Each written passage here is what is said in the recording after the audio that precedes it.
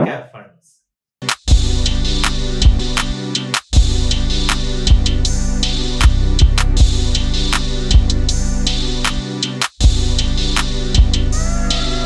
हाय, मैं हूं मोहित Munjal from directorsinvestments.com। इस वीडियो के थ्रू मैं आपको बताऊंगा स्मॉल कैप म्यूचुअल फंड्स क्या होते हैं।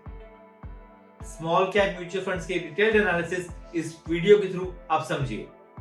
ये एक एजुकेशनल वीडियो है, ये सिर्फ आपके नॉलेज के लिए मैं बना रहा हूं। पहले हम बुक डेफिनेशन देखते हैं। बुक डेफिनेशन कहती है स्मॉल कैप म्यूचुअल फंड वो होते हैं जिनकी मार्केट कैपिटलाइजेशन 5,000 करोड़ रुपए से कम हो। इसका मतलब एबीसी कंपनी है, उन्होंने 1 करोड़ शेयर्स इशू किए हुए हैं। उन शेयर्स की आज की मार्केट वैल्यू अगर 5,000 करोड़ से कम है तो वो small cap mutual fund categorize होते हैं। Now small cap mutual funds में कौन कौन इन्वेस्ट करे? क्या सबको स्मॉल कैप म्यूचुअल फंड में इन्वेस्ट करना चाहिए? आंसर है no. Small cap mutual funds जो होते हैं वो रिस्की पोर्टफोलियोज होते हैं, रिस्की म्यूचुअल फंड्स होते हैं, तो डेफिनेटली सीनियर सिटीजन्स को तो नहीं इन्वेस्ट करना चाहिए। जिनका शॉर्ट टर्म गोल है उनको भी स्मॉल कैप म्यूचुअल फंड्स में नहीं इन्वेस्ट करना चाहिए। जो मिडिल एज ग्रुप के लोग हैं, अगर वो इन्वेस्ट करना चाहते हैं स्मॉल कैप में, then definitely invest with a caution.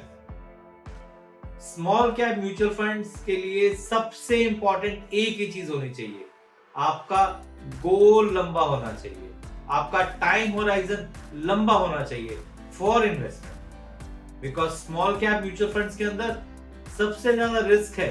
हाँ, प्रॉफिट भी बहुत ज्यादा है, बट रिस्क सबसे ज्यादा है। बिकॉज मैंने आपको डेफिनेशन बताई, डेफिनेशन के हिसाब से जो छोटी कंपनीज होती है उसके अंदर वॉलेटिलिटी ज्यादा होती है। अगर वॉलेटिलिटी ज्यादा होती है तो रिस्क ज्यादा होता है, रिस्क ज्यादा होता है तो रिटर्न ज्यादा होता है। आपका अगर एज ग्रुप है 20 से लेकर 40s के बीच में या 45 तक, and you have a long term horizon for investments, then my suggestion is expose yourself into small cap funds.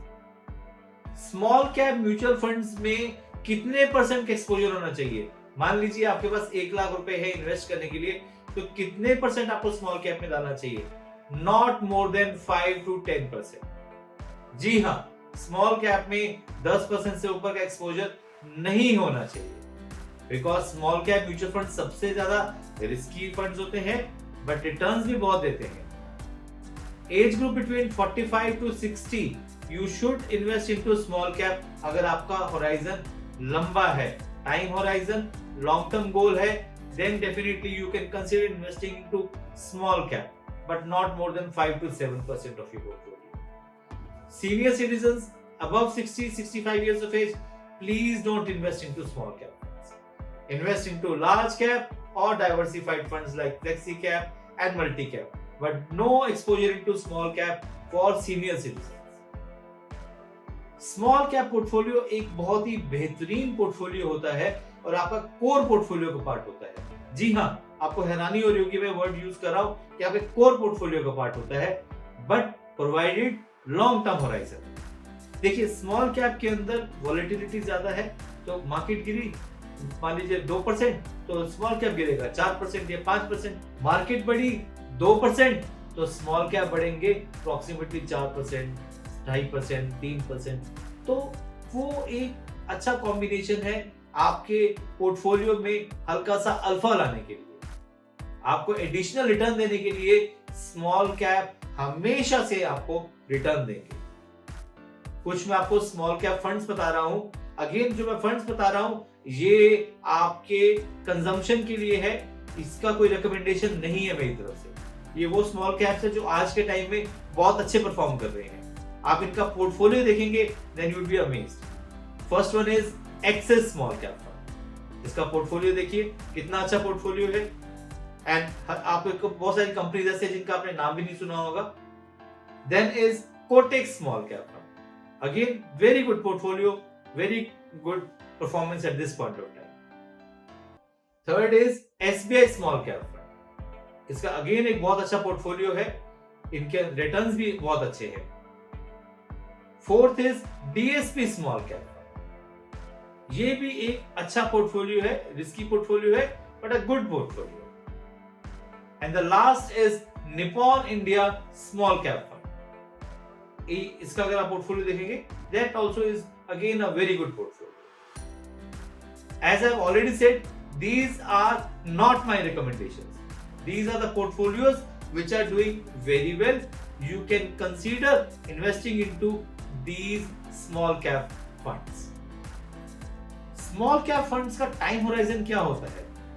At least 3 years से ऊपर, 5 years, 3 years, 7 years, but not less than 3 years.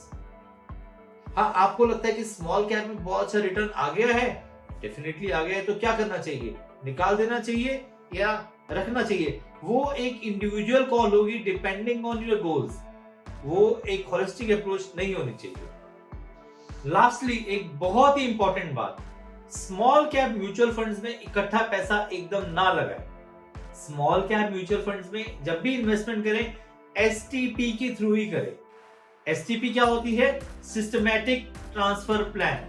STP की सारी details मैं अपनी next video में बताऊंगा। But small cap में जब भी इन्वेस्टमेंट करें, एसटीपी के रूट के थ्रू ही करें। लमसम स्मॉल कैप में इन्वेस्ट ना करें। ये एक बहुत ही इंपॉर्टेंट बात है, याद रखिएगा। आप मेरे सोशल मीडिया प्लेटफॉर्म पे मेरे साथ जुड़े रह सकते हैं। आप मेरी वेबसाइट www.directorsinvestments पे जाएं और वहां पे अपनी कोई क्वेरी रेज कर सकते हैं। अगर आपका पोर्टफोलियो सही नहीं चल रहा and you want our advice, we can give you an advice without any charge. आप अपनी डिटेल्स और क्वेरीज किसी भी सोशल मीडिया प्लेटफॉर्म पे या मेरी वेबसाइट पे आप छोड़ सकते हैं and our team will consult you. आप मेरी YouTube चैनल को लाइक एंड सब्सक्राइब जरूर करें। Thank you.